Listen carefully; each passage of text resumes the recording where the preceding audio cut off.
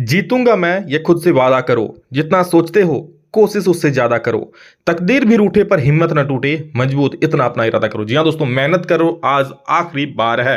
दोस्तों हम लोग आज 200 सवालों का महातांडव महारिवीजन होने वाला है। जितना सारा सवाल दोस्तों आप लोग एक टक देख लीजिए, एक बार नजर दौड़ा लीजिए खाली, ताकि आप लोग रिवीजन सारा चीज हो जाए। और ये दोस्तों इसमें आप लोग का टोटल 200 सवालों का रिवीजन होने वाला है। तो चलिए सारे सवालों को शुरू करते हैं, एक एक करके देखते जाइएगा और बस देखिए, और ताकि आप लोग भूले नहीं। जो आप लोग पहले पढ़े हो एक बार एक टक रिवीजन हो जाएगा। सारे क्वेश्चन कहाँ कहाँ है, कहाँ से खोजोगे, तो एक साथ में पूरा 200 सवाल का रिवीजन होने वाला है। फिर और अगली 200 सवाल देंगे। बस रिवीजन करना, आधा घंटा 1 घंटा का वीडियो होगा, ठीक है। 2x में देख लेना, 2 गुना स्पीड करके, तो आधा टाइम में ही देख लोगे। तो चलिए शुरू करते वीडियो को। सभी लोग चैनल को सब्सक्राइब कर देना, ताकि एग्जाम बहुत बढ़िया जाए। आगे और भी एग्जाम में अच्छे अच्छे वीडियोस अपलोड होंगे आप लोगों के लिए, अच्छा अच्छा तैयारी कराया जाएगा, ठीक है। और दोस्तों होगा तो मैं आप लोग स्कूल सेंटर्स पर भी आ सकता हूं, देखता हूं आप लोग रिव्यू लेने के लिए किस प्रकार एग्जाम जाए। और मैं भगवान से प्रार्थना करता हूं कि आप सभी एग्जाम बहुत ही बढ़िया जाए और आप सब एग्जाम में बिल्कुल अच्छे अच्छे अंक प्राप्त करें। चलिए दोस्तों देखते हैं सवालों को आज। फ्रांस सीखता है तो बाकी यूरोप को सर्दी जुकाम हो जाती है, किसने कहा था? दोस्तों ये मैटरनिक भैया ने कहा था, यानी एक का हो जाएगा ए। जी हाँ, मैटरनिक कहाँ का चांसलर था? याद रखना, ये ऑस्ट्रिया का चांसलर था मैटरनिक, ठीक है। बहुत अच्छा है दोस्तों, ये रिवीजन वीडियो है, पूरा रिवीजन कर लो एक बार देख के। अब अलग अलग जब ढूंढना नहीं पड़ेगा, एक जगह पे आप लोग को सारा क्वेश्चन मिल जाएगा। इसमें जितना आप लोग का जो प्रोजेक्ट रेल के तहत कोडरमा जो द्वारा जितना मॉडल पर जारी किया, सभी का सभी यहाँ पर सॉल्यूशन मिल जाएगा एक वीडियो में, वन शॉर्ट वीडियो, ठीक है। बहुत अच्छा रिवीजन वीडियो है, एक एक क्वेश्चन को देख लो, 2x में देख लो, आप लोग एक नजर दौड़ा लोगे तो याद रह जाएगा। 1804 की नागरिक संहिता को आमतौर पर जाना जाता है, 1804 की जो नागरिक संहिता है उसको क्या जाना जाता है दोस्तों? तो उसको नेपोलियन संहिता के नाम से जाना जाता है, नागरिक संहिता को, ठीक है। नेपोलियन संहिता को क्या कहा जाता है? नागरिक संहिता भी कहा जाता है। 2 का बी सही हो जाएगा। अगला सवाल है, बाबा रामचंद्र कौन थे? दोस्तों इसका जो सही उत्तर देखिए, बहुत सारे आपको कन्फ्यूजन होगा, स्वतंत्रता सेनानी में और गिरमिटिया मजदूर में। दोस्तों देखिए, आप लोग का इतिहास में साफ साफ लिखा हुआ है कि बाबा रामचंद्र गिरमिटिया मजदूर रह चुके थे। उसके बाद वो किसानों का नेतृत्व किए थे, लेकिन क्या रह चुके थे? वो गिरमिटिया मजदूर रह चुके थे। तो कौन थे वो? गिरमिटिया मजदूर थे पहले, ठीक है। तो ऑप्शन नंबर, यहाँ दोस्तों ऑप्शंस में थोड़ी सी दिक्कत है, आप लोग का समझ लो। तो दोनों का आंसर लगभग लगभग सही होना चाहिए, ठीक है। लेकिन आप लोग गिरमिटिया मजदूर रह चुके थे, तो इसको थे में टिक कर दो, गिरमिटिया मजदूर। नेक्स्ट, गांधी इरविन समझौता कब हुआ था दोस्तों? तो 4 का सही उत्तर क्या हो जाएगा? 5 मार्च 1931 को हुआ था, लेकिन यहाँ पर एक भी ऑप्शन सही नहीं है। तो याद रखना, गांधी इरविन समझौता हुआ था 5 मार्च 1931 को। 5 का 4 का तो एक ऑप्शन सही नहीं होगा। 5 नंबर देखो, बंकिम चंद्र चट्टोपाध्याय द्वारा रचित वंदे मातरम गीत किस उपन्यास से लिया गया था? तो दोस्तों ये लिया था आनंद मठ से लिया था, याद रख लो। 5 का ए हो जाएगा। 6 नंबर देखो क्या बोल रहा है, ब्रिटेन वुड्स सम्मेलन में, यानी संयुक्त राष्ट्र मौद्रिक एवं वित्तीय सम्मेलन कब हुआ था? तो ब्रिटेन वुड्स सम्मेलन दोस्तों हुआ था 1944 ईस्वी में, तो याद रखना 1944 में, ठीक है। और ब्रिटेन वुड्स के जुड़वा संस्थान किसे कहते हैं? आईएमएफ और विकास बैंक को, विश्व बैंक को। अगला सवाल है दोस्तों, किस उद्योग में स्पिनिंग जेनी मशीन का इस्तेमाल होता है? तो उसका सही उत्तर हो जाएगा उन उद्योग में, ठीक है। उन उद्योग का सही उत्तर सूती कपड़ा उद्योग नहीं होगा इसका, अगर आएगा तो उन उद्योग ही मारना। नेक्स्ट क्वेश्चन देख लो क्या होगा, किस समाचार पत्र ने वर्नाकुलर प्रेस्ट एक्ट से बचने के लिए रातों रात अपनी भाषा बदली? वर्नाकुलर प्रेस्ट एक्ट दोस्तों आप लोग का ऐसा एक्ट था जिसमें मतलब अगर कुछ ऊंच नीच कर रहा है, कुछ गलत बोल रहा है ब्रिटिश एक्ट के खिलाफ, तो उस पर मतलब उसको जब्त कर लिया था सारा मशीन प्रेस का। तो 8 का सही उत्तर दोस्तों हो जाएगा ऑप्शन नंबर सी, अमृत बाजार पत्रिका, ठीक है। 8 का सी बिल्कुल सही उत्तर हो जाएगा। 9 नंबर दो क्या बोल रहा है, हाउ होसे मेला का आयोजन कहाँ होता है? तो 9 नंबर हो जाएगा दोस्तों सी, त्रिनाद में होसे मेला का आयोजन होता है। 10 नंबर देख लीजिए क्या बोल रहा है, भारत में केनाल कॉलोनी किस प्रांत में बनाई गई? तो इसका सही उत्तर दोस्तों हो जाएगा पंजाब में। 10 का सी बिल्कुल सही उत्तर हो जाएगा। 11 नंबर देखिए क्या बोल रहा है, 11 नंबर है आप लोग का, श्रीलंका स्वतंत्र राष्ट्र कब बना? तो ये बना था दोस्तों आप लोगों का 11 का दोस्तों हो जाएगा 1948 में, ठीक है। स्वतंत्र राष्ट्र बना था कब? 1948 में। यूरोपीय संघ का मुख्यालय कहाँ स्थित है? तो ये दोस्तों स्थित है ब्रुसेल्स में, ऑप्शन ए सही हो जाएगा। संयुक्त राष्ट्र अमेरिका में किस प्रकार की शासन प्रणाली है? तो दोस्तों इसमें अध्यक्षात्मक शासन प्रणाली है, ठीक है। संयुक्त राष्ट्र अमेरिका में किस प्रकार की शासन प्रणाली है? 13 का दोस्तों यहाँ पर अध्यक्षात्मक शासन प्रणाली है, इसलिए यहाँ का बी सही हो जाएगा। दोस्तों अगला सवाल है कि निम्न में से कौन जल दुर्लभता के कारण है? देखिए, जल दुर्लभता का जो मेन कारण होगा वो तो अधिक जनसंख्या ही, साथ में असमान वर्षा वितरण, मतलब कभी वर्षा ज्यादा होता है कभी कम हो जाता है, तो इसमें भी जल दुर्लभ हो जाता है। और तीव्र औद्योगिकरण तो है ही, फैक्ट्री अधिक आने से दोस्तों भी जल दुर्लभ हो गया, क्योंकि ज्यादा जल फैक्ट्री यूज कर लेते हैं। तो इसका सही उत्तर दोस्तों जाएगा ऑप्शन नंबर डी। याद रखना ऑप्शन डी इसका सही होगा, ठीक है। ऑप्शन सी अकेला नहीं होगा, डी भी सही होगा इसका, ठीक है। नेक्स्ट क्वेश्चन, निम्न में से कौन सी एक पेय फसल है? दोस्तों आप लोग पता है चाय क्या एक पेय फसल है? तो किसका सी सही उत्तर हो जाएगा। 22 नंबर, सबसे कठोरतम पदार्थ कौन सा है? तो सबसे कठोरतम पदार्थ दोस्तों कौन सा है? हीरा दोस्तों जो है सबसे कठोरतम पदार्थ है। जमशेदपुर में स्थित निजी क्षेत्र का लौह इस्पात उद्योग का नाम क्या है? तो दोस्तों उसका नाम है क्या? टिस्को, ठीक है। टिस्को कंपनी, उसका टिस्को नाम टाटा से। भारतीय रेल परिवहन को कितने क्षेत्रों में बांटा गया? तो टोटल 17 जोन से दोस्तों भारतीय रेल में, तो 24 का दोस्तों सही उत्तर हो जाए। याद रखना 17 जोन, लेकिन ऑप्शंस में नहीं है। तो याद रखना 17 होता है। भारत के चारों महानगरों को जोड़ने वाला को क्या कहते हैं, सड़क को क्या कहते हैं, उसको स्वर्णिम चतुर्भुज कहते हैं। ऑप्शन नंबर सी सही हो जाएगा। कपास के फसल को कितने पाल रहित दिनों की आवश्यकता होती है, तो 26 का दोस्तों सही उत्तर हो जाएगा 210 दिन की, यानी कि हाँ 26 का 210 दिनों की आवश्यकता होती है। लोगों के लिए विकास का अर्थ क्या होता है, तो विकास का अर्थ हर एक लोगों के लिए अलग अलग होता है, यानी भिन्न भिन्न हो जाएगा। किसी देश की, ये भिन्न भिन्न है, ठीक है, और ये 210 है। किसी देश की कुल आय को उसकी कुल जनसंख्या से भाग देकर हमें क्या प्राप्त होता है, तो दोस्तों इससे हमें औसत आय प्राप्त होता है, ठीक है। औसत आय और प्रति व्यक्ति आय दोनों प्राप्त होता है, ए और बी दोनों प्राप्त होता है। तो 28 का ऑप्शन नंबर सी बिल्कुल सही हो जाएगा, ठीक है। ऑप्शन नंबर क्या हो जाएगा, ये सी सही हो जाएगा। नेक्स्ट क्वेश्चन देखो, कृषि डेयरी खेती निम्नलिखित में से किस क्षेत्र में, कृषि डेयरी खेती ये दोस्तों प्राथमिक क्षेत्र के अंदर आता है, 19 का ए सही हो जाएगा। 32 नंबर देखिएगा, सॉरी 30 देखिए, तृतीय क्षेत्र को सेवा क्षेत्र की बोलते हैं, यानी ऑप्शन बी सही हो जाएगा।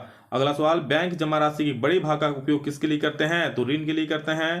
तो 31 का दोस्तों सही उत्तर हो जाएगा ऑप्शन नंबर ए।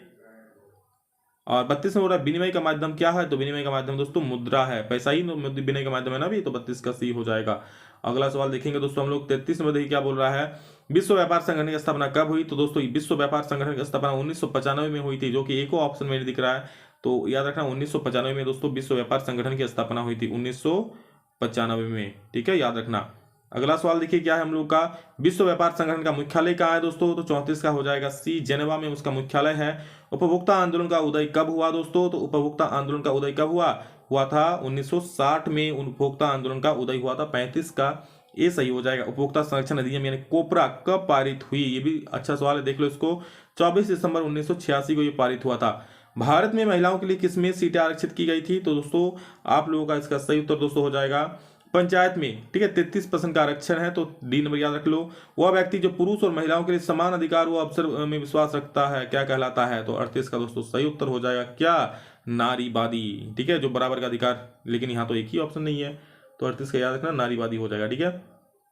Next 39 number, Bharatiya Janata party का मुख्य प्रेरक सिद्धांत क्या था, ठीक है, यहाँ पूछा है क्या था, तो दोस्तों मुख्य प्रेरक सिद्धांत क्या था तब इसका था समग्र मानवतावाद, या फिर दोस्तों अभी अगर पूछे क्या है तब आप लोग मानना सांस्कृतिक राष्ट्रवाद, ठीक है, सांस्कृतिक राष्ट्रवाद अभी है, ठीक है। अगर पूछा क्या था तब होगा समग्र मानवतावाद, ठीक है। नेक्स्ट क्वेश्चन देखिए, लोगों का एक क्या था, तो समग्र मानवतावाद, क्या है अभी, तो सांस्कृतिक राष्ट्रवाद।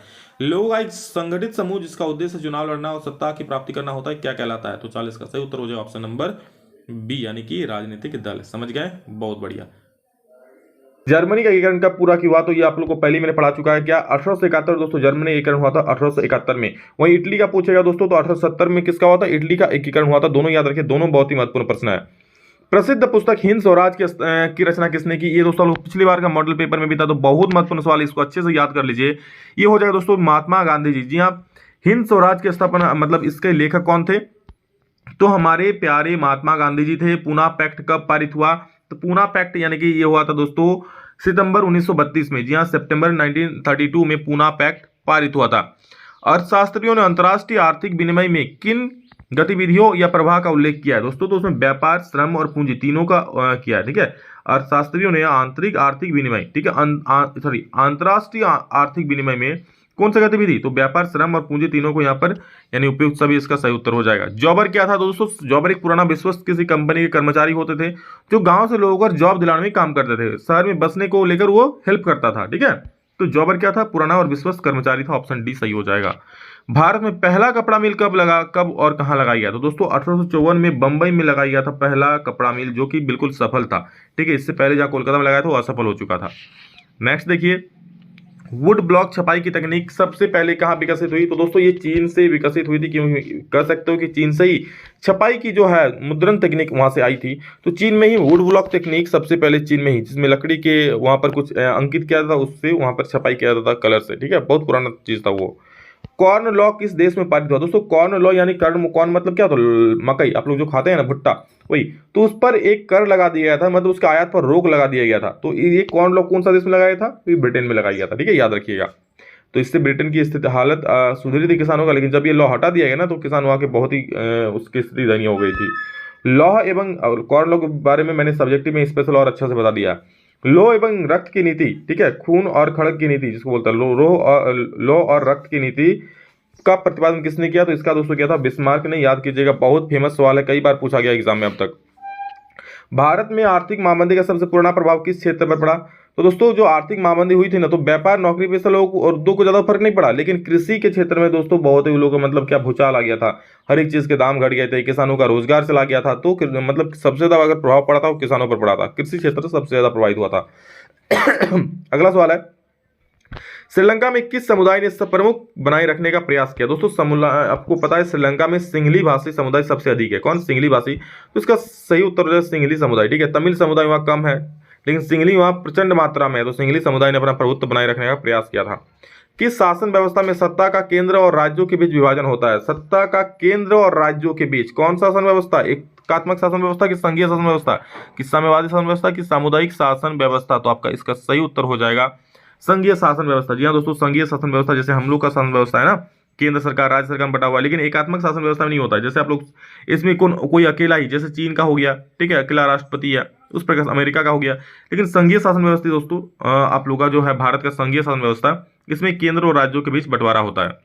हमारा नेक्स्ट क्वेश्चन है दोस्तों कि संविधान के किस अनुच्छेद में अस्पृश्यता को निषेध किया है? दोस्तों अस्पृश्यता का अर्थ होता है कि छुआछूत की बीमारी जो होती है ना, कि चलो भाई हम ऊंची जाति के नीचे जाति को नहीं छुएंगे, जो छुआछूत की बीमारी समाज में मौजूद था उसको अस्पृश्यता का नाम दिया गया था। ठीक है, तो संविधान के किस अनुच्छेद में इसको निषेध कर दिया गया है? मतलब ऐसा कुछ भी नहीं है भाई साहब, अगर ऐसा करोगे, ऊंच जात नीच जात करोगे तो आपको फिर इस पर कड़ी कार्रवाई आप पर की जाएगी। तेरे का सही उत्तर क्या हो जाएगा? ये दोस्तों हुआ था अनुच्छेद 17 में इसको निषेध किया गया था। ठीक है, तो तेरे का आपका सही उत्तर हो जाएगा option number C. Next question, शिक्षा, वन विवाह, गोद लेना, उत्तराधिकार आदि विषय किस अनुसूची के अंदर रहता है? दोस्तों शिक्षा जो है ना पूरे संवर्ती सूची, मतलब इस पर कानून बनने का अधिकार किसको? राज्य को भी रहता है, सरकार और केंद्र सरकार को भी रहता है। शिक्षा, वन विवाह, गोद लेना, उत्तराधिकार, ये सारी जो कानून बनता है राज्य सरकार भी बना सकते हैं, केंद्र सरकार भी बना सकते हैं। इसलिए कौन से नियम में आता है? संवर्ती सूची में आ जाते हैं। नर्मदा बचाओ आंदोलन का मुख्य उद्देश्य था, क्या था? तो इसका सही उत्तर दोस्तों हो जाएगा बांध बनने से रोकना। जी हाँ दोस्तों, नर्मदा बचाओ आंदोलन जो था उसमें बांध बनने से रोकना था। मतलब जो बांधे बनाई जा रही थी नर्मदा के पानी को मतलब कम किया जा रहा था। जैसे नर्मदा नदी बह रही है, ठीक है, उसमें साइड से बांध बना दिया गया तो उसका पानी को रोक लेता था। तो बांध बनाने से रोकना था नर्मदा बचाओ आंदोलन का मुख्य उद्देश्य। भारतीय राष्ट्रीय कांग्रेस की स्थापना कब हुई? तो ये दोस्तों 1885 में हुई थी। बहुत फेमस, बहुत ही इंपॉर्टेंट, बहुत ही शानदार जानदार सवाल है। तो 16 का बी बिल्कुल याद कर लीजिए, 16 का बी होगा। और 17 में चलेंगे दोस्तों, संयुक्त राष्ट्र अमेरिका में नागरिक अधिकार आंदोलन कब हुआ? जिसका सही उत्तर दोस्तों हो जाए ऑप्शन नंबर बी, यानी 1954 से 1968 के बीच नागरिक अधिकार आंदोलन हुआ था। नेक्स्ट क्वेश्चन, संविधान की किस अनुसूची में भाषा का वर्णन है? ये आप लोग जैक बोर्ड मॉडल पेपर में भी था, 8वीं अनुसूची। इसका सही उत्तर दोस्तों हो जाएगा 8वीं अनुसूची में, ठीक है, संविधान की भाषा का वर्णन किया गया है। पंचायतों में महिलाओं के लिए कितना प्रतिशत आरक्षण है? इसका कमेंट आप लोग आंसर में देना, सॉरी इसका कमेंट आंसर में नहीं देना, इसका आंसर कमेंट में देना, उल्टा में बोल दिया, ठीक है। तो चलो इसका कमेंट आंसर में देना, चलो उल्टा ही बोलो लेकिन आंसर सही सही देना। विश्व में सबसे अच्छी शासन व्यवस्था कौन सी मानी जाती है दोस्तों? तो सबसे अच्छी शासन व्यवस्था क्या होती है? लोकतांत्रिक सरकार ही तो होती है, जिसमें लोगों की सुनती है, लोग वोट देते हैं तभी तो सरकार चुनकर आते हैं, तभी तो हम लोग की बात मानता है। तो लोकतांत्रिक शासन व्यवस्था हो जाएगा। अगला सवाल है, इनमें से किन राज्यों में काली मृदा, भाई साहब घर को और काली मृदा कहाँ पे? गुजरात में पाई जाती है। गुजरात में मोदी जी है ना, तो हमका मृदा भी काली हो गया, ठीक है, काला हो गया। तो ये किसका सी उत्तर सही हो जाएगा? इसे ठीक से याद रखना, मोदी जी है तो काले हैं, क्योंकि वो काला धन को वापस नहीं ला पाए, ठीक है। कार्बेट राष्ट्रीय उद्यान किस राज्य में है? कार्बेट राष्ट्रीय उद्यान कहाँ पर है दोस्तों? तो कार्बेट राष्ट्रीय उद्यान जो आपका वो हो जाएगा उत्तराखंड में है स्थित है, ठीक है, जो कि आपको कह सकते हैं पहाड़ों का एक प्रकार से राज्य है। तो कार्बेट राष्ट्रीय उद्यान वहीं पर है, कहाँ पर? उत्तराखंड में। 22 का बी सही हो जाएगा। 23 का क्या बोला देखो, सरदार सरोवर बांध गुजरात के किस नदी पर बनाया गया? तो सरदार सरोवर जो बांध था दोस्तों गुजरात के नर्मदा नदी पर बनाया गया था, ठीक है। और इसी प्रकार जो बांध बनाए जा रहे थे, इसी प्रकार के बांध को रोकने के लिए नर्मदा बचाओ आंदोलन का शुरुआत किया गया था। इनमें से किसे सुनहरा रेशा कहा जाता है? मॉडल पेपर जैक बोर्ड में भी था। जूट को दोस्तों सुनहरा रेशा कहते हैं, ठीक है। जूट मतलब लोग जानते होंगे ना, जूट का बोरा होता है, जूट का रस्सी होता है, ठीक। कौन कौन जानता है कमेंट जरूर करना। झारखंड में कोडरमा जिला किस खनिज के लिए प्रसिद्ध है? इंपॉर्टेंस वाले जो झारखंड से संबंधित है और झारखंड का एग्जाम आप दे रहे हो, तो इसका सही उत्तर जो है अभ्रक, अभ्रक नहीं अभ्रक होता है, ठीक है, अभ्रक, अभ्रक होता है। नेक्स्ट क्वेश्चन देखिए क्या होता है, अगला सवाल, निम्न में से कौन सी एजेंसी सार्वजनिक क्षेत्र में स्टील को बाजार में उपलब्ध कराती है? तो सेल हो जाएगा दोस्तों, Steel Authority of India Limited, SAIL इसका सही उत्तर हो जाएगा, ठीक है। ऑप्शन ए कहाँ भाग गया भाई साहब, छुप गया है कहीं।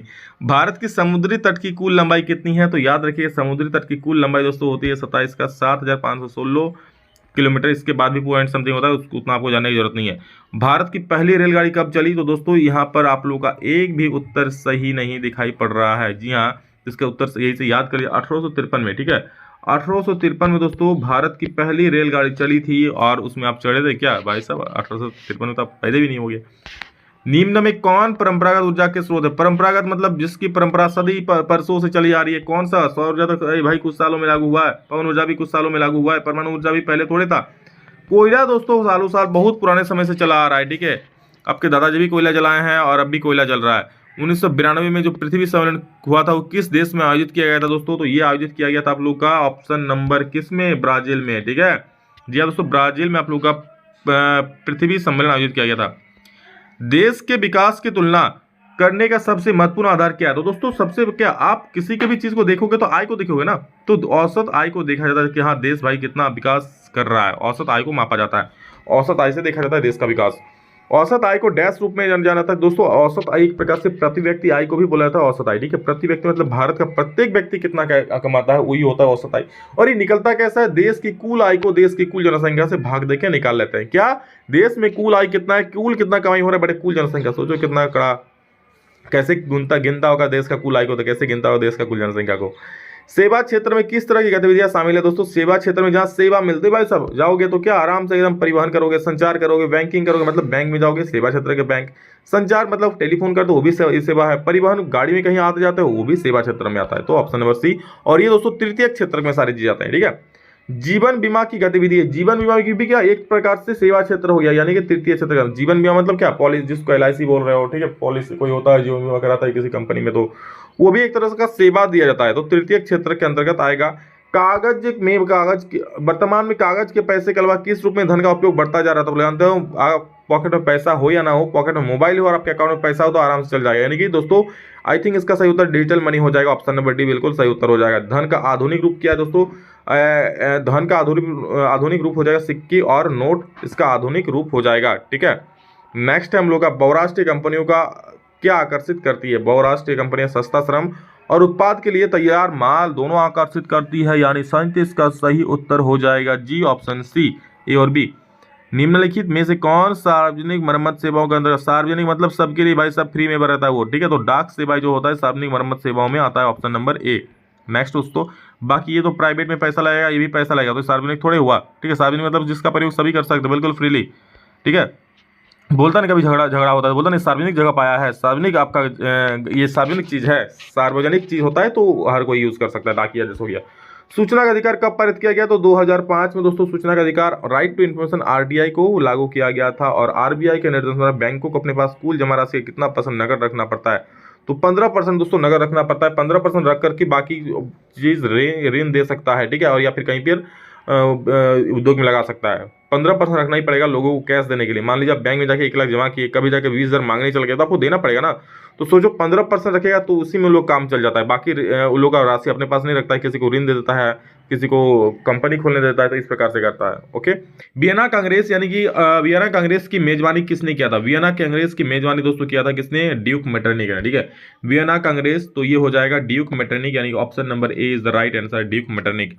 नेक्स्ट क्वेश्चन, जालियांवाला बाग हत्याकांड की घटना कब हुई थी? 13 अप्रैल 1919। या दोस्तों 2 का 20 सही हो जाएगा। 13 अप्रैल 1919 को जालियांवाला बाग में वो घटना घटित हुई थी, जब जनरल डायर ने आकर अंधाधुंध फायरिंग किया था और लोगों को वहां पर, बच्चे बूढ़े औरत किसी को नहीं छोड़ा था, मतलब वहां पर मारा गया था। पूना पैक्ट किनके बीच हुआ था दोस्तों? तो पूना पैक्ट आप लोग का हुआ था किनके? ये हुआ था गांधी जी और अंबेडकर जी के बीच में हुआ था, ठीक है, पूना पैक्ट। 3 का दोस्तों सही उत्तर हो जाएगा ए, यानी कि 1932 में। और कब हुआ था ये भी पूछ सकते हैं, कब हुआ था? तो 1932 ईस्वी में हुआ था पूना पैक्ट, ठीक है। नेक्स्ट क्वेश्चन, अफ्रीका में रिंडरपेस्ट नामक बीमारी कब फैली? देखिए रिंडरपेस्ट अभी मवेशी, यहाँ लिखा है ना मवेशी प्लेग, मतलब प्लेग मतलब जो चूहों में जो रोग फैलता है ना, कि मतलब चूहों का चूहा उजड़ जाता है, ठीक है, गांव के गांव उजड़ जाते हैं, जो चूहों के कारण फैलता है। और इसमें क्या होता है, ये मवेशियों के कारण फैला था वहां पर रिंडरपेस्ट, ठीक है। मतलब मवेशियों में एक पशु रोग था जो फैला था वहां पर पशुओं में।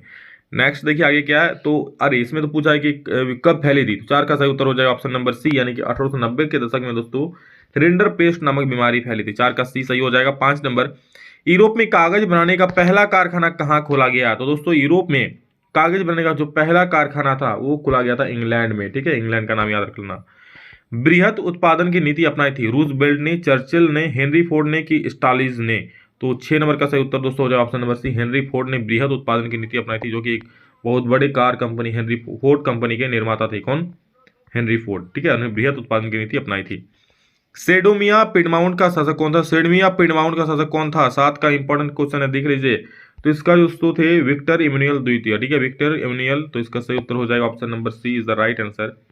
वियना कांग्रेस के पश्चात फ्रांस में पुनः किस वंश का स्थापना स्थापित हुई? वियना कांग्रेस के बाद दोस्तों फ्रांस में फिर से किस वंश का स्थापना शासन स्थापित हुई? तो इसका सही उत्तर हो जाएगा दोस्तों बुर्बो वंश का, ठीक है, बुर्बो नहीं बुर्बो वंश होगा, तो बुर्बो वंश के शासन का स्थापना फिर से हो गई थी। यूनान को एक स्वतंत्र राष्ट्र घोषित किया गया था। यूनान को स्वतंत्र राष्ट्र कब घोषित किया गया था? तो इसका सही उत्तर दोस्तों हो जाएगा 1832 ईस्वी में, ठीक है, 1832 ईस्वी में यूनान को एक स्वतंत्र राष्ट्र घोषित किया गया था। 9 का बी सही उत्तर हो जाएगा। नेक्स्ट 10 नंबर देखिए, ब्रिटिश भारत ने गिरमिटिया श्रमिकों की व्यवस्था किस वर्ष समाप्त की? तो इसका सही उत्तर दोस्तों हो जाएगा 1921 में, ठीक है। गिरमिटिया मजदूर जो होते थे, जो दूसरे देश जाकर कॉन्ट्रैक्ट में काम करते थे, उन्हें गिरमिटिया मजदूर कहा जाता था दोस्तों, ठीक है। तो ब्रिटिश भारत ने क्या गिरमिटिया श्रमिक व्यवस्था किस वर्ष समाप्त कर दी? 1921 में समाप्त कर दी। 10 का बी सही हो जाएगा। 11 नंबर देखिए क्या बोल रहा है, पंजाब के भूमि निम्नीकरण के मुख्य क्या कारण है? तो भूमि निम्नीकरण का दोस्तों आप लोग का कई बार ये सवाल पूछा गया, बहुत इंपॉर्टेंट सवाल एग्जाम के लिए, अच्छे से देख लिए। अति सिंचाई, अत्यधिक सिंचाई का दोस्तों भूमि निम्नीकरण मतलब भूमि का ह्रास होता है, क्षति होता है। आप लोग देखेंगे जहाँ एक बार पानी मारते रहोगे तो मिट्टी के साथ पानी के साथ मिट्टी भाग चल जाता है। तो 11 का सी सही उत्तर हो जाएगा। राष्ट्रीय वन नीति के अंतर्गत कितना प्रतिशत भौगोलिक वन क्षेत्र वांछित है? तो 12 का सही उत्तर हो जाएगा ऑप्शन नंबर सी। यहाँ दोस्तों यहाँ इसका सही उत्तर 33% भौगोलिक वन क्षेत्र वांछित है, ठीक है। कौन सी संस्था पौधों और प्राणियों को विभिन्न श्रेणियों में बांटती है? तो इसका सही उत्तर दोस्तों हो जाएगा 1 मिनट IUCN, ठीक है, IUCN दोस्तों यहाँ पर आप लोग का तो इसका हाँ सही है। IUCN का फुल फॉर्म दोस्तों आप लोग कमेंट में जरूर बोलना कि IUCN का फुल फॉर्म क्या होता है। जो पौधों और संस्था मतलब संस्था जो है ये पौधों और प्राणियों को विभिन्न श्रेणी में बांटता है, कौन? IUCN। तो इसका फुल फॉर्म बताइएगा। 13 का भी सही उत्तर हो गया। नेक्स्ट 14 नंबर देखिए क्या बोल रहा है, हीराकुंड बांध किस नदी पर है? तो दोस्तों ये महानदी पर है। हीराकुंड आप ऐसे याद रखना, हीरा क्या महा महंगा है, महानदी। हीरा का नाम मतलब क्या, हीरा महान है, ठीक है। आप हीरा समझ सकते हो, हीरा कोई कम वाली बात है। फिर सोना खरीदने में लोगों का हालत खराब हो जाता है, हीरा मतलब क्या ही महान है ना। तो हीरा से महाकुंड याद रखना, सॉरी हीराकुंड से महानदी याद रखना। निम्न में से कौन प्राचीन जल संग्रहण तकनीक नहीं है? देखिए छत वर्षा जल, गुल या कूल, बहुद्देश्य बांध, जोहाद या खदली, ये जो तीनों है ना दोस्तों, ये प्राचीन काल मतलब पुराने समय में यूज होता था। लेकिन ये जो बहुद्देश्य बांध जो डैम बनता है ना, वो क्या अभी तक का तकनीक है ना, उसमें पानी इकट्ठा किया जाता है। पहले मिट्टी में गड्ढा खोद कर रखा जाता, अब डैम बनाया जाता है ना पानी रखने के लिए। रेशम कीट पालन क्या कहलाता है? दोस्तों रेशम रेशम कीट पालन क्या कहलाता है? तो इसका सही उत्तर दोस्तों हो जाएगा 16 नंबर का हाँ इसका हो जाएगा ए, यानी कि सेरीकल्चर। तो रेशम कीट पालन क्या कहलाता है? सेरीकल्चर। इंपॉर्टेंट सवाल है, अच्छे से देख लीजिए। वह प्राकृतिक समरूप तक जिनकी एक निश्चित आंतरिक संरचना कहलाती है। वह प्राकृतिक समरूप, यहाँ पर क्वेश्चन थोड़ा सा फॉल्ट है कुछ, जिनकी एक निश्चित आंतरिक संरचना होती है क्या कहलाती है? तो इसका सही उत्तर हो जाएगा दोस्तों खनिज। जी हाँ दोस्तों, क्या कहलाती है? आंतरिक संरचना होती है वो खनिज कहलाती है। वह वस्त्र, चीनी तथा वनस्पति तेल जो कृषि से अपना कच्चा माल तैयार करते हैं क्या बोल रहे? वस्त्र, चीनी तथा वनस्पति तेल जो कृषि से अपना कच्चा माल तैयार करते हैं कहलाते हैं, क्या कहलाते हैं? तो ये दोस्तों कहलाते हैं कृषि आधारित उद्योग। क्यों? क्योंकि कृषि से माल तैयार करना, ये कृषि पर डिपेंड है, तो कृषि आधारित उद्योग हो गया। नेक्स्ट 19 नंबर, दो देशों के मध्य व्यापार को क्या कहा जाता है? तो दो देशों के मध्य व्यापार को दोस्तों कहा जाता है क्या? अंतर्राष्ट्रीय व्यापार। यहाँ पर बी सही हो जाएगा। 20 नंबर देख लीजिए, भारत का सबसे प्राचीन कृत्रिम बंदरगाह क्या है? तो ये हो जाएगा चेन्नई पत्तन, ये हो जाएगा ऑप्शन नंबर बी सही हो जाएगा, याद रख लीजिए। 21 में बोल रहा है 1970-1993 के बीच बेल्जियम के संविधान में कुल कितने बार संशोधन किया गया? काफी महत्वपूर्ण सवाल है, अच्छे से याद कर लीजिए। कुल 4 बार दोस्तों संशोधन किया गया था, ऑप्शन नंबर सी सही हो जाएगा। सत्ता का क्षैतिज वितरण सब क्या समझते हैं? दोस्तों सत्ता का 2 तरह का वितरण होता है, एक क्षैतिज वितरण, एक ऊर्ध्वाधर वितरण, ठीक है। ऊर्ध्वाधर वितरण बोलेगा तो केंद्र सरकार, राज्य सरकार हो जाएगा और स्थानीय सरकार हो जाएगा। वहीं अगर बोलेगा सत्ता का क्षैतिज वितरण तो इसका हो जाएगा कार्यपालिका, न्यायपालिका और विधायिका, यानी 22 का ऑप्शन नंबर सी बिल्कुल सही उत्तर हो जाएगा। नेक्स्ट क्वेश्चन है क्या कि राज्य पुनर्गठन आयोग की रिपोर्ट कब लागू की गई थी? तो इसका सही उत्तर दोस्तों हो जाएगा ऑप्शन नंबर बी, यानी कि 1956 ईस्वी में यह लागू किया गया था। अगला सवाल है, भारत में राजनीतिक दल को मान्यता कौन देता है? तो आपको पता है दोस्तों चुनाव आयोग देता है किसी भी राजनीतिक दल को मान्यता, यानी कि ऑप्शन नंबर सी सही हो जाएगा। इसके लिए कई नियम भी होते हैं। ऐसी सरकार जो एक से ज्यादा राजनीतिक दलों से मिलकर बनती है क्या कहलाती है? गठबंधन सरकार कहलाती है मेरे भाई। तो 25 का सही उत्तर हो जाएगा ऑप्शन नंबर सी। गठबंधन सरकार चलती है ना, जब एक सरकार पार्टी नहीं जीतता है तो बहुत सारा सरकार मिलकर पार्टी चलाता है। सॉरी भाई, जब एक कोई पार्टी जीतता नहीं है तो उसको बहुत सारा पार्टी मिलकर एक सरकार को चलाता है ना। कौन सा तारीख किसी लोकतंत्र में राजनीतिक सुधार लाने के लिए, कौन सा तारीख नहीं तरीका होता है, कौन सा तरीका लोकतांत्रिक में राजनीतिक सुधार लाने के लिए बेहतर है? ठीक है, तो इसका सही उत्तर हो जाएगा दोस्तों सुधार के लिए कानून बना। जी हाँ, कानून बनेगा भाई साहब, उसको मानना पड़ेगा ही पड़ेगा, इसलिए कानून बनना चाहिए सुधार के लिए। ठीक है, सुधार के लिए कानून बनना मतलब कानूनी परिवर्तन नहीं, कानून में सुधार के लिए कानूनी परिवर्तन कानून बनाना। ठीक है, तो 26 का ऑप्शन नंबर डी सही हो जाएगा। नेक्स्ट क्वेश्चन देखिए क्या बोल रहा है, 27 नंबर। बोलीविया के जल युद्ध किसके खिलाफ था? तो ये दोस्तों पानी के निजीकरण के खिलाफ था। ठीक है, जिसमें फेडेको नामक आप लोग का जो युद्ध था वो चलाया गया था, आप लोग याद रखिएगा। तो ये बोलीविया के जल युद्ध किसके खिलाफ था? पानी के निजीकरण के खिलाफ। 28 नंबर देखिए क्या बोल रहा है। 28 नंबर बोल रहा है कि लोकतांत्रिक सरकार होती है तो उत्तरदायी सरकार, जिम्मेवार सरकार, वैध सरकार, ये हो जाए उपरोक्त सभी, क्योंकि लोकतंत्र सभी सरकार होती है ना, उत्तरदायी भी होती है, जिम्मेदार भी सरकार भी होती है, वैध सरकार भी होती है, वैध सरकार भी होती है। अगला सवाल है, केंद्र और राज्यों के बीच होने वाले विवादों का निपटारा कौन करता है? तो आपको दोस्तों ये कोर्ट करता है, यानी न्यायपालिका करेगी। ठीक है, भारतीय संविधान में अनुसूचित भाषाओं की संख्या कितनी है? तो दोस्तों अनुसूचित भाषाओं की संख्या 22 है, ऑप्शन नंबर 30 का ए सही हो जाएगा। नेक्स्ट देखिए, अब नेपाल में सन 2006 में अप्रैल माह के आंदोलन का क्या कारण था? तो उसका 31 का सही उत्तर क्या हो जाएगा? 31 का ऑप्शन नंबर सी बिल्कुल सही उत्तर, लोकतंत्र को स्थापित करने के लिए। एक उद्योगपति के लिए विकासात्मक लक्ष्य क्या हो सकता है? बेहतर मजदूरी करना, फसल का उचित मूल्य पाना, अधिक बिजली प्राप्त करना, कि इनमें से सभी हो जाएगा। तो 32 का दोस्तों होगा अधिक बिजली प्राप्त करना। एक उद्योगपति के लिए विकासात्मक लक्ष्य क्या हो सकता है कि जो मतलब क्या, वो अगर बिजली का चला रहा है ऐसा कुछ, तो अधिक बिजली प्राप्त करना, इसका सही उत्तर हो जाएगा। सामान्यतः किसी देश का विकास किस आधार पर निर्धारित किया जाता है? तो वहां प्रति व्यक्ति आय को भी देखा जाता है। देश का आधार देखिए ऑप्शंस के हिसाब से जाता है, अगर सिर्फ प्रति व्यक्ति आय रहता बाकी ये सब नहीं रहता तो ये नहीं होता, लेकिन ये भी आप लोगों का डिपेंड है, ये भी है इस पर। ठीक है, तो ऑप्शन ए 2 3 सही हो जाए, डी में से सही हो जाएगा। प्राकृतिक उत्पादों को विनिमय के माध्यम से उपयोगी वस्तुओं में बदलना किस क्षेत्र में आता है? देखिए बोला गया कि प्राकृतिक वस्तुओं को विनिमय के माध्यम से उपयोगी वस्तुओं में बदलना किस क्षेत्र में आता है? तो 34 का सही उत्तर दोस्तों हो जाएगा ऑप्शन नंबर बी, यानी द्वितीय क्षेत्र में आता है। ठीक है, 34 का क्या हो जाएगा? 34 का बी हो जाएगा। 35 में क्या बोल रहा है, जीडीपी क्या है? मतलब है जीडीपी का मतलब होता है सकल घरेलू उत्पाद, ऑप्शन नंबर बी सही हो जाएगा। ठीक है, 36 मृदा के निम्नलिखित कार्य, मृदा का कार्य नहीं दोस्तों, मुद्रा के कार्य होता है। ठीक है, मुद्रा क्या है? विनिमय का भुगतान माध्यम हो गया, मूल्य का मापक हो गया, विलोपन भुगतान का माध्यम भी हो गया। तो ऑप्शन नंबर 36 का डी बिल्कुल सही उत्तर है। 37 नंबर देखिए क्या बोल रहा है कि आय और उपयोग का अंतर कहलाता है। आय और उपयोग का अंतर क्या कहलाता है दोस्तों? वो बचत कहलाता है, कि कितना आय कर रहा है, कितना कमा रहा है। ठीक है, वो बचत ही होता है ना, मतलब कितना कमा रहा है, कितना बचत कर रहा है। हो गया। नेक्स्ट क्वेश्चन देखिए क्या बोल रहा है, विश्व व्यापार संगठन WTO World Trade Union Organization का मुख्य कार्य क्या है? तो 38 का सही उत्तर है हम लोग का देखिए विश्व व्यापार संबंधी नियमों को बनाना, विदेशी निवेश के उदारीकरण का समर्थन करना, कि विश्व व्यापार को बढ़ावा देना। 38 का सही उत्तर हो जाएगा ऑप्शन नंबर डी। जी हाँ, चलो आगे बढ़ते हैं। 49 नंबर 49 नंबर देखते हैं क्या है, सॉरी 39 नंबर क्या है? वह संगठन जो अंतर्राष्ट्रीय स्तर पर उत्पादों की मानक तय करता है। तो इसका सही उत्तर हो जाएगा ऑप्शन नंबर सी ISO। आप लोग देखेंगे किसी भी चीज़ में अगर बोलता है लेना है तो ISO मार्क का ही लेना। अर्नेस्ट रेनन कौन थे दोस्तों? अर्नेस्ट रेनन कौन थे? तो ये फ्रांसीसी दार्शनिक, यानी फ्रांस के दार्शनिक थे। ठीक है, फ्रांस के लोगों को दर्शन देते, दर्शन मतलब कि अपना चेहरा नहीं दिखा देते, फ्रांस के लोग दर्शन मतलब ज्ञान दे देते कि हाँ ये चीज़ सही है, ये चीज़ नहीं, मतलब वो ज्ञान दे देते, एक तरह से दर्शन दे देते, दार्शनिक बातें बोलते थे।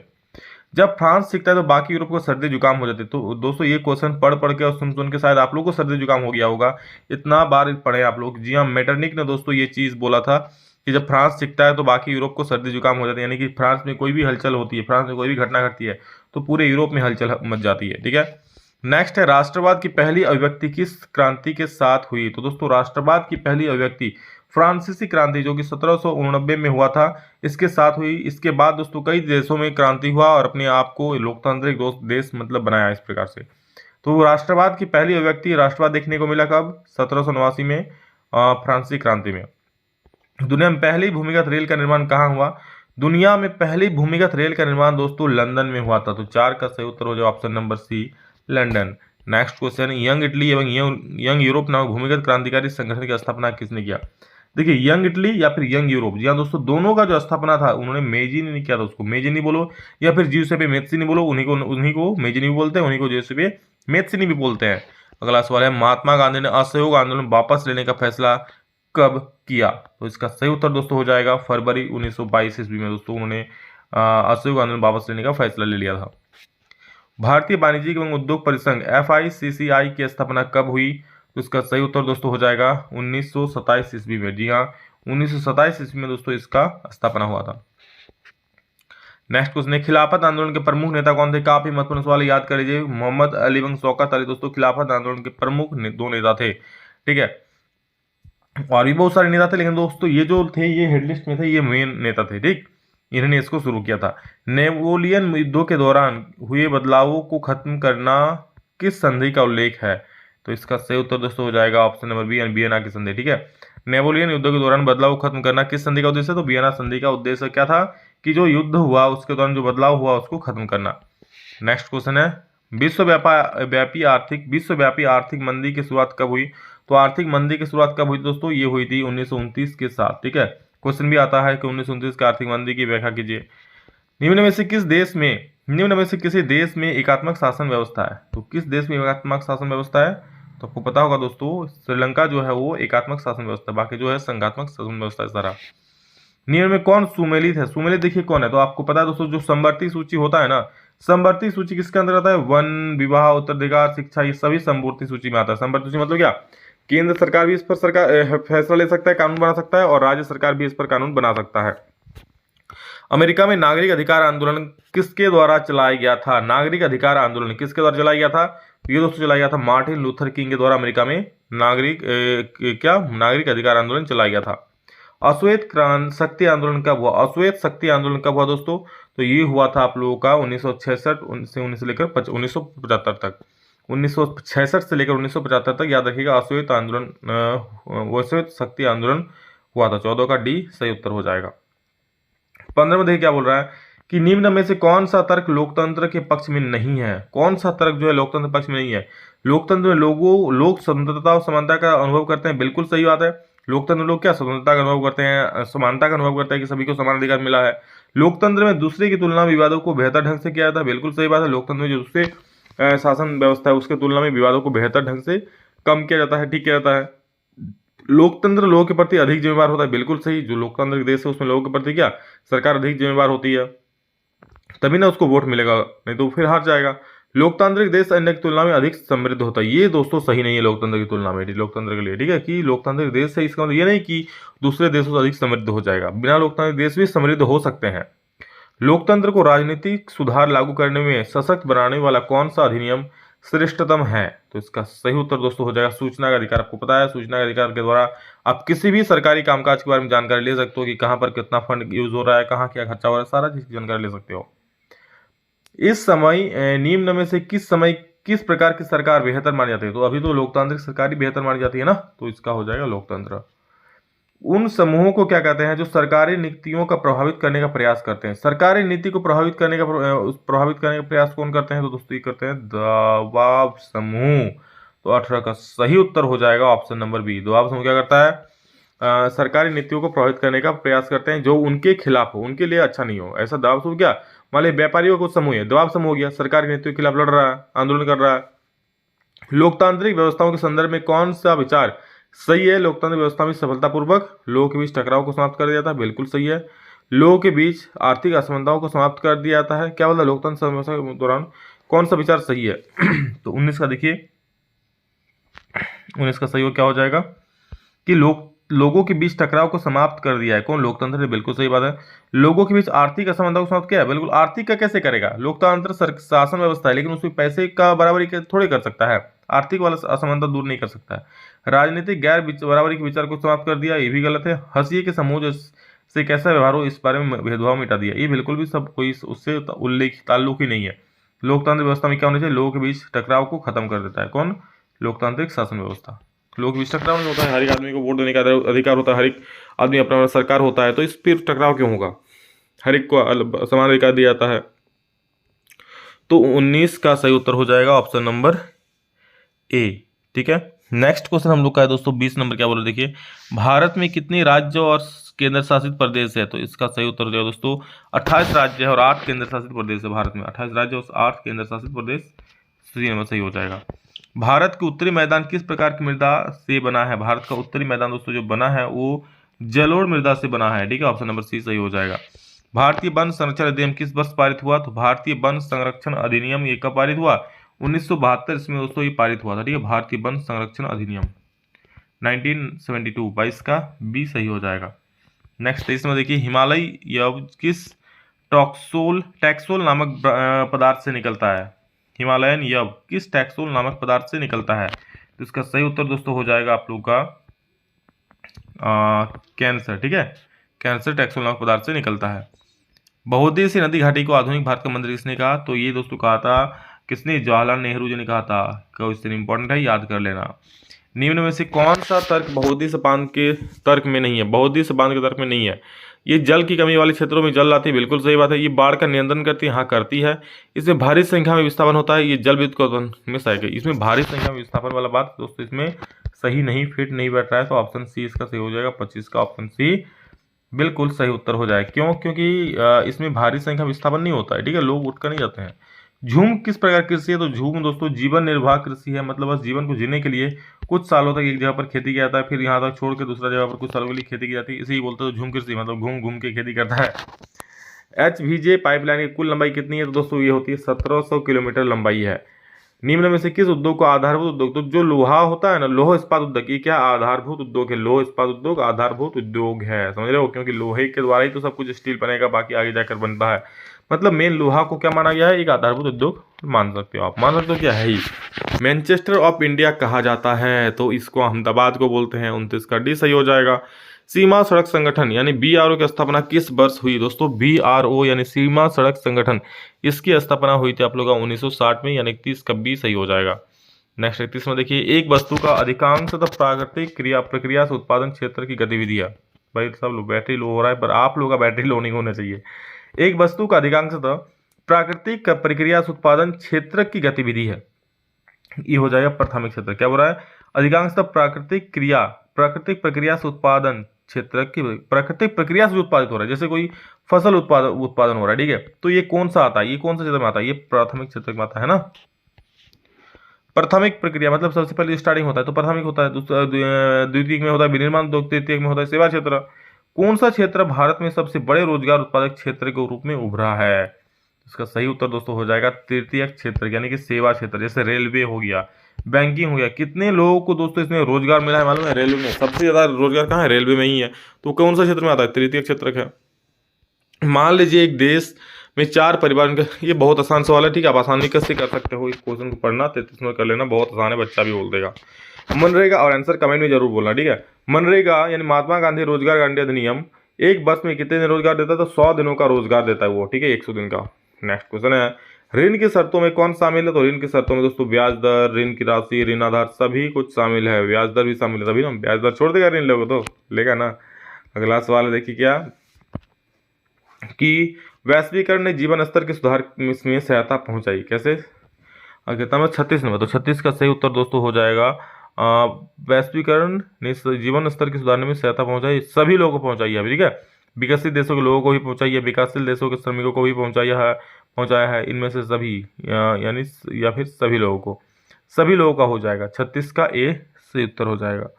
38 में देखिए क्या बोल रहा है कि 37 राष्ट्रीय उपभोक्ता दिवस कब मनाया जाता है? तो राष्ट्रीय उपभोक्ता दिवस जीके क्वेश्चन दिया है, ये आपका मनाया जाता है 24 दिसंबर को। ठीक है, सार्वजनिक और निजी क्षेत्र आधार पर विभाजित है। सार्वजनिक और निजी क्षेत्र आधार पर विभाजित है। कैसा? रोजगार की शर्तों के आधार पर, आर्थिक गतिविधियों के स्वभाव, उद्यमों का स्वामित्व, उद्यम से नियोजित श्रमिकों की संख्या, और सार्वजनिक और निजी क्षेत्र के आधार पर विभाजित है। तो 38 का सही उत्तर दोस्तों हो जाएगा ऑप्शन नंबर सी, उद्यमों का स्वामित्व। ठीक है, उद्यमों यानी कि जो फैक्ट्रीज हो गया उसका स्वामित्व। आभूषणों की गुणवत्ता प्रमाणन हेतु कौन सा हॉलमार्क का उपयोग होगा? ठीक है, तो आप लोग जानते हैं एगमार्क, सोने की वस्तु में एगमार्क लगा हुआ है तो सोने की वस्तु सही है। वैसी कंपनियां जो एक से अधिक देशों में उत्पादन नियंत्रण करती है कहलाती है, उत्पादन पर नियंत्रण करती है, तो इसे बोलते हैं दोस्तों अंतर्राष्ट्रीय कंपनियां या बहुराष्ट्रीय कंपनियां बोल सकते हो इसको। ठीक है, तो 40 का सही उत्तर दोस्तों ऑप्शन नंबर ए हो जाएगा। कि किस देश में संघात्मक शासन व्यवस्था होती है? तो याद रखना दोस्तों, श्रीलंका में दोस्तों संघात्मक शासन नहीं होती है, तो श्रीलंका में दोस्तों संघात्मक शासन व्यवस्था नहीं होती है। ठीक, भारत में भी होती है, ऑस्ट्रेलिया में भी होती है और अमेरिका में भी होती है, बट श्रीलंका दोस्तों नहीं होती है। इसका सही तो इसका क्या हो जाएगा? श्रीलंका। कौन सा लंका? श्रीलंका। पंचायती राज संस्थाओं के कितने स्तर होते हैं दोस्तों? इसके 3 स्तर होते हैं। 3 क्या बोलो, क्या क्या सर? तो एक होता है ग्राम पंचायत, एक पंचायत समिति और एक जिला परिषद। ठीक है। नेक्स्ट क्वेश्चन देखिए, रिजर्व बैंक ऑफ इंडिया की स्थापना कब हुई? रिजर्व बैंक ऑफ इंडिया की स्थापना दोस्तों 1935 ईस्वी में हुआ था, यानी कि ऑप्शन नंबर ख बिल्कुल आप लोग का सटीक जवाब हो जाएगा, परम सत्य उत्तर हो जाएगा। स्वराज दल के अध्यक्ष कौन थे भाई साहब? स्वराज दल के अध्यक्ष याद रखिएगा दोस्तों, चित्तरंजन दास जी इनके अध्यक्ष थे। ठीक है। अगर बोलते स्वराज दल पार्टी को किसने बनाया, तो चित्तरंजन दास, मोतीलाल नेहरू, इन लोगों ने मिलकर इसको बनाया था। ठीक है। तो स्वराज दल के अध्यक्ष कौन बने थे? चित्तरंजन दास बने थे स्वराज दल के अध्यक्ष। यंग इंडिया का संपादन किसके द्वारा किया गया दोस्तों? यंग इंडिया नामक एक अखबार था जिसका संपादन किया था महात्मा गांधी ने। नेक्स्ट क्वेश्चन हम लोग आए क्या देख लीजिए कि नेपाल में लोकतंत्र की पुनः स्थापना कब हुई थी दोस्तों? नेपाल में लोकतंत्र की पुनः स्थापना कब हुई थी? तो ये हुई थी 2006 में, यानी ख नंबर बिल्कुल सही उत्तर हो जाएगा। भारत की प्रमुख सामाजिक समस्या क्या है? तो देखो क्या क्या है, जातिवाद, भाषावाद, सांप्रदायिक, इनमें से सभी। तो आप लोग पता है दोस्तों, भारत में जातिवाद भी है, भाषावाद भी है, संप्रदायवाद भी है। ठीक है। हर एक प्रकार की यहाँ पर समस्या है। इसका सही उत्तर दोस्तों क्या हो जाएगा? इनमें सभी इसका सही उत्तर हो जाएगा। ठीक है। नेक्स्ट चलिए देखते क्या वैश्वीकरण का क्या अर्थ है दोस्तों? वैश्वीकरण का मतलब भी आप समझ जाओगे। देखो क्या होता है, विदेशी पूंजी का विनियोग पर रोक, कि भारत व्यापार पूंजी तकनीक हस्तांतरण सूचना प्रवाह देश की अर्थव्यवस्था को विश्व अर्थव्यवस्था के साथ समन्वय। तो बिल्कुल ये आप लोगों को दोस्तों वैश्वीकरण का सही अर्थ है कि व्यापार करना। ठीक है। पूंजी तकनीक का हस्तांतरण, जैसे हमारे देश कुछ और तकनीक से काम करते हैं, दूसरे देश कुछ और तकनीक से काम करते हैं, तो ये तकनीक का हस्तांतरण हम लोग जानेंगे, दूसरे देश का तकनीक, हमारे देश का तकनीक दूसरे देश जानेगा, ये व्यापार करेंगे दूसरे देशों के साथ। तो ये इनमें से सभी इसका हो जाएगा ख नंबर। भारतीय संविधान में किया गया 73वां संशोधन किससे संबंधित है दोस्तों? 73वां संशोधन याद रखिएगा पंचायती राज व्यवस्था से संबंधित है। ठीक है। 73वां संशोधन किया गया जिसके आधार पर महिलाओं को 33% का आरक्षण दिया गया था। ठीक है। इसी संशोधन के आधार पर। ठीक है। पंचायती राज से है। मुस्लिम लीग की स्थापना कब हुई? तो याद रखिए 1906। बहुत महत्वपूर्ण सवाल है। मुस्लिम लीग की स्थापना 1906 ईस्वी में हुई थी। नेक्स्ट 11 में देखिए, सविनय अवज्ञा आंदोलन की शुरुआत कब और कहां हुई? तो दोस्तों सविनय अवज्ञा आंदोलन की शुरुआत हुई थी 1930 में, 1930 से। ठीक है। और ये डेट अगर पूछे एग्जैक्ट तो क्या हो, 12 मार्च 1930 को दोस्तों सविनय अवज्ञा आंदोलन शुरू हुआ था। दांडी मार्च की यात्रा से यह आंदोलन शुरुआत हुआ था। ठीक है। और कहां पे पूछेगा? दांडी में। इनमें से कौन राष्ट्रीय पार्टी है दोस्तों? राष्ट्रीय पार्टी कौन है? तो भारतीय जनता पार्टी भी राष्ट्रीय पार्टी है और भारतीय जनता दल भी राष्ट्रीय पार्टी है, यानी कि जो क और ख आप लोग का बिल्कुल सटीक जवाब हो जाएगा। अगला सवाल देखेंगे दोस्तों, प्राचीन काल में किस स्थल मार्ग से एशिया और यूरोप के मध्य व्यापार होता था? एशिया और यूरोप, जैसे अभी तो रोड बन गया है ना, अलग अलग रोड है, हवाई जहाज है, जहाज है, सब कुछ है, लेकिन तब बिल्कुल एक ही रास्ता था दोस्तों जिसे हम लोग बोलते हैं रेशम मार्ग। ठीक है। सिल्क रूट भी इसे बोला जाता है, सिल्क रूट समझिए या फिर रेशम मार्ग। इसी के सहारे दोस्तों एशिया और यूरोप के बीच व्यापार होता था। कुछ भी सामान अगर ले जाया जाता तो एशिया और यूरोप के बीच जो रोड था, ठीक है, जिसको हम लोग रेशम मार्ग बोलते थे, एक्चुअली दोस्तों उस मार्ग से रेशम ले जाया जाता था। ठीक है। इसलिए उसका नाम रेशम पड़ गया था, रेशम मार्ग।